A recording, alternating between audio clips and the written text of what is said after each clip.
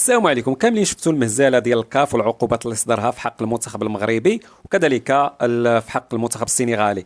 شفنا العقوبات تقريبا متساويه، رغم ان خص تكون العقوبات القاسيه ضد المنتخب السنغالي بسبب التصريحات ديال المدرب ديالو بابيتياو، كذلك الامر ديالو اللاعبين ديالو باش ينسحبوا من المباراه النهائيه امام المنتخب المغربي، وهذا الانسحاب هو اللي اثر على المنتخب المغربي وعلى نتيجه المباراه، وكذلك اثر حتى على صوره افريقيا وصوره الكره الافريقيه، وهذا الشيء بشهاده محللين عالميين ماشي الكلام ديالي. وشفنا ان هذه العقوبات بينت واحد الثغره كبيره في القانون ديال الكاف، وكذلك في لا بغيتي تاخذ الحق ديالك من الكاف راه غير تتحلم. وهذا الشيء شفناه في الواقع، كنا كنسمعوا الكولاسه، كنا كنسمعوا ان الكاف فيه الكولاسه، فيه المصالح، فيه بزاف ديال الامور ما كناش متيقين، ولكن في هذه الكاس الافريقيه اللي تنظمت في المغرب عرفنا الحقيقه، رغم ان المغرب قدم نسخه عالميه سواء من ناحيه البنيه التحتيه، من ناحيه الاستقبال، من ناحيه الفنادق،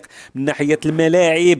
تخيلوا معايا ملي بدات البطوله والشتاء كتصب على الملاعب وما تاثرش العشب ديال الملعب وكذلك الارضيه ديال الملعب، ومع ذلك شفنا التصريحات اللي ضد المغرب من خلال اما المدربين ديال المنتخبات او حتى اللاعبين، وهذا الشيء اللي خلى ياثر على النهائي، وخاصه الاعلام ديال البلد الجار. هذا الاعلام اللي نشر واحد البروباغندا على ان المغرب فشل في التنظيم، ان المغرب كيدير الكولاسه، ان فوزي القجع كيدير الكولاسه، انه كيشري الحكام، ان هذا الشيء كامل صدق لا اساس له من الصحه. وشفنا ان المغرب هو اللي يعني تمارست عليه الكولاسه، والمغرب هو اللي تظلم في هذه العقوبات اللي صدرها الكاف، وهذا الشيء باعتراف العالم كيف ما قلنا، وامام انظار موتسيبي رئيس الكاف، وكذلك امام اعين رئيس الفيفا. شفنا الانسحاب ديال المنتخب السنغالي،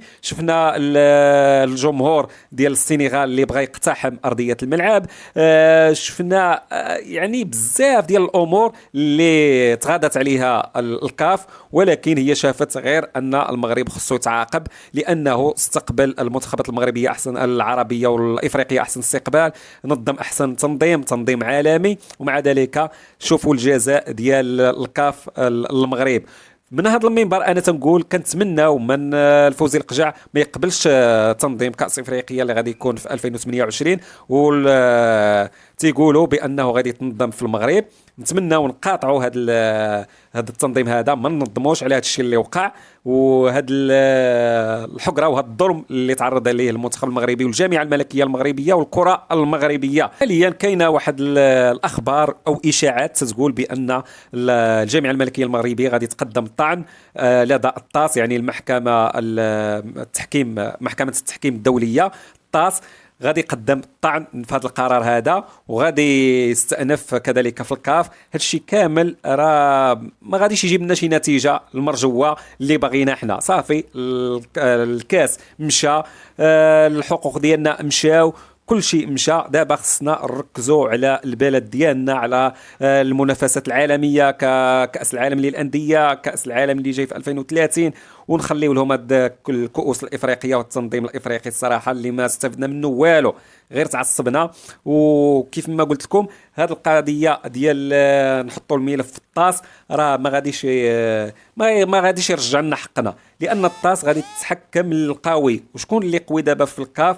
هي السنغال، كذلك بالاضافه الى اثيوبيا، جنوب افريقيا، هادو كاملين يعني عندهم علاقات غير جيده مع المغرب وكذلك مع الجامعه الملكيه المغربيه لكره القدم. لذلك هادو هما اللي مؤثرين في قرارات الكاف، وربما ما تكون شي فائده، غنبقاو غير تنتسناو كيف ما تسنينا واحد الاسبوع او اكثر، راه غادي يسحبوا منهم اللقب، غادي تكون عقوبات قاسيه، المدرب ديال السنغال غادي يتوقف 5 سنين، الحارس ماندي غادي يتوقف عامين، وهذا الشيء كامل كان غير كلام لا علاقه بالواقع.